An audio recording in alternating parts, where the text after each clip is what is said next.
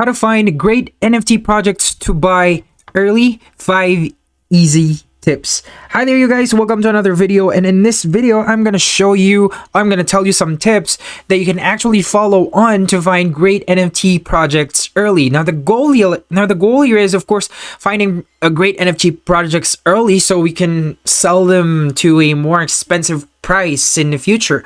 Well, there are mainly 3 tips that I have here, you guys, so you can actually follow on.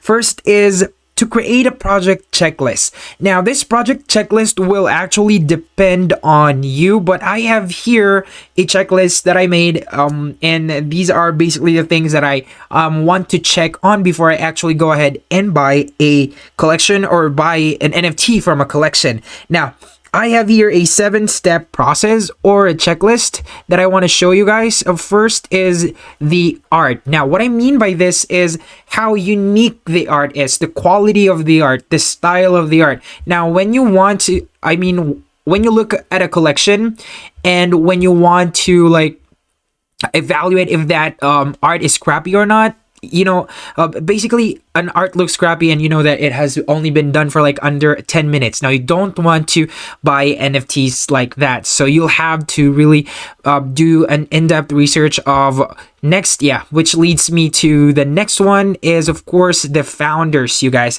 So the founders are a really important factor of the NFT that of an NFT that you're buying, or a collection that you are actually prospecting. So the founders, just look at Teen Ape Gang. There are a lot of things going on when it comes to this creators, and you know that they are seasoned creators. They know what they're doing. One way to do this is actually go to Twitter and then search for creators out there that has a huge following already, and you can actually go ahead and check out the things that they post, NFTs, and check if they're really into what they're doing, or it's just a ripoff of other artists out there. So make sure you do check out the creators, you guys.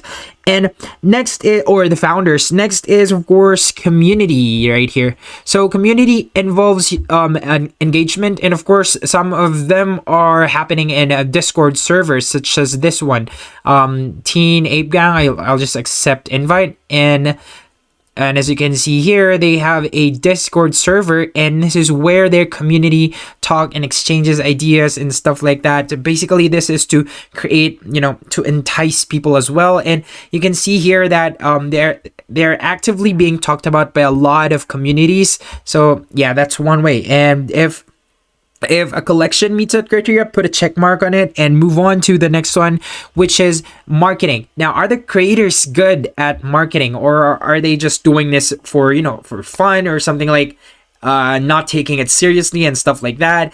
Now, you'll know that a collection is heavily marketed when you see influencers talk about that creator, those founders, or that collection as well. So make sure you guys to check out social media accounts if that creator or those founders are actually being talked about by NFT enthusiasts. Now, I have here an article that I found, a breakthrough artist last year because of this. It's Biblecrap. The account is Biblecrap, you guys. And I found this article which actually talked about an NFT collage of, I think this is Mark Zuckerberg, and this collection or this NFT collage, it sold for a record-breaking $69 million at Christie's.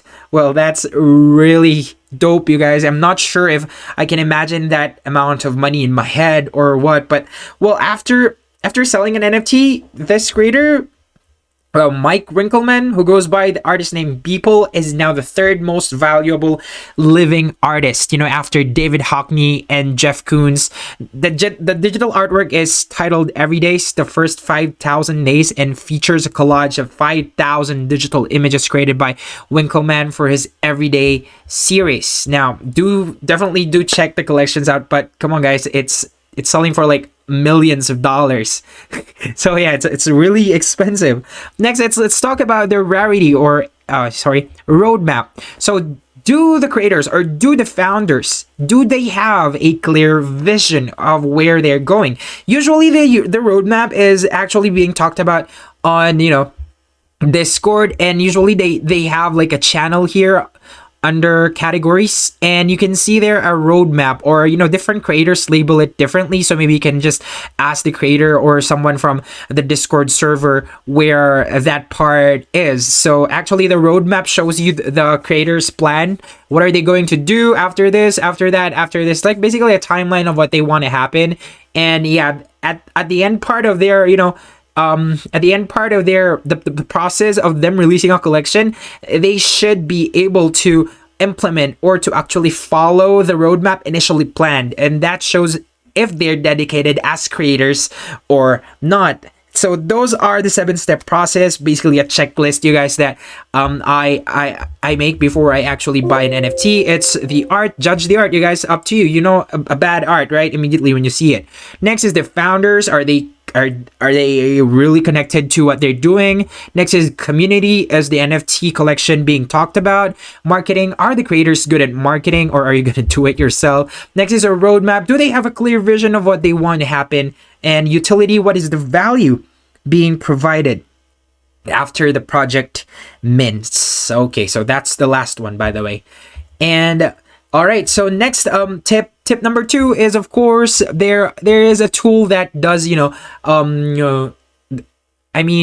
discovering rare NFTs. There's a tool that's more efficient compared to when you're using OpenSea or Rarity. It's called rarity.tool. So basically this tool right here gives you an idea of basically the exact rarity scores of an NFT in a collection. So now, like here, the doggy bound puppies ranked by Rarity, you guys. So this is the rarest of it all. It costs 50 ETH, you guys, but maybe it's probably because, let's check out the rarity score at 678. That's really high. Maybe that's probably because of the diamond, which is like 21. Yeah, pretty high, you guys. So the closer it gets to a percent, or the closer it gets to the number 1, the rarer it gets. So I can see why it's priced like this, because the rarity score is also like above the roof, 678 score. Now, one way for you to screen out cheap NFTs, or a lot cheaper NFTs compared to already this stuff that are already here. So this one, it has 8,206 total doggy pound puppies, and to be rare in this amount of NFT in a collection is really hard. So what you want to do is to just go ahead and actually screen the price, the minimum ETH and the max ETH. I want to check out if there's like a 0 ETH or something, and let me go with 1 ETH. And of course, let's click on apply and then check out if, all right, we have here 1 ETH, 0.95 ETH, you guys. So actually there are a lot more NFTs, but I want to go narrower. So let me go down to I think I'm going to go with 0 to 0.5 if there's actually, yeah. And you can go a lot cheaper if you want to, right? 0.4, maybe 0.01. Let's check out if there's a 0.01. Okay. Let's hit and apply. And I don't think it has that price. Too cheap maybe for this collection. Let's try in 0.05. And still no collection or no NFT that amount. And let's try in 0.5 if there, or 0.1 if you ask me. Let's try in 0.1. Hit on apply, and apparently there's nothing, 0.1. So basically that's it, you guys. Make sure to follow this tips and the 2 tips. But yeah, I still have here like a bonus tip number 3 for you guys to follow. Mint early and mint often. So one best way to know the lesser risk compared to the other methods that I've mentioned is, of course, to mint early and mint often. Find NFTs that are actually close to 0 ETH, and then mint often and avoid gas fees. There are other videos that I've made discussing how you can avoid gasless fees transaction on OpenSea. Make sure to check that out. But that's it for this video, you guys. I hope it has been helpful. Let me know what you think down in the comments below, and I will see you again on the next one. Peace out.